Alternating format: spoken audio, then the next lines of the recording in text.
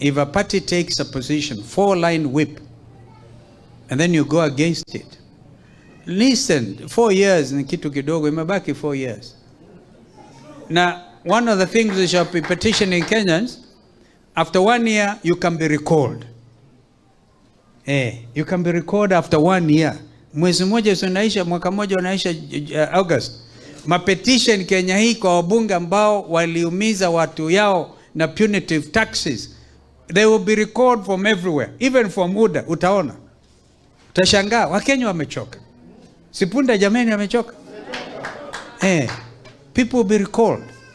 And so kwa finance bill nimepiga no.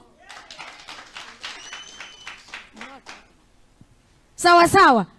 Sisi kazi yetu ni kutetea wananchi. Hatutakubali kupiga yes watu wetu waumie. Ukweli ama urongo? Ukweli ama urongo? Wale wanasemekana waliibwa, wengine walilipwa, Mungu atawaona. But I want to say, your conscience is very important.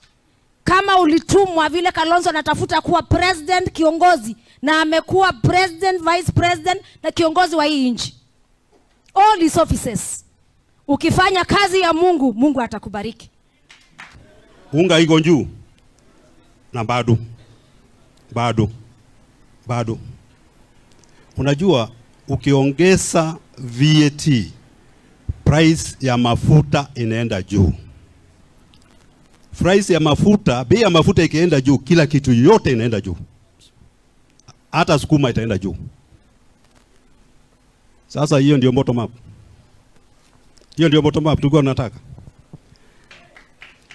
Tumepeleka kesi kule kotini kuhusu Finance Act, sababu ilichanganywa na mambo mingi na haikufuata ukweli.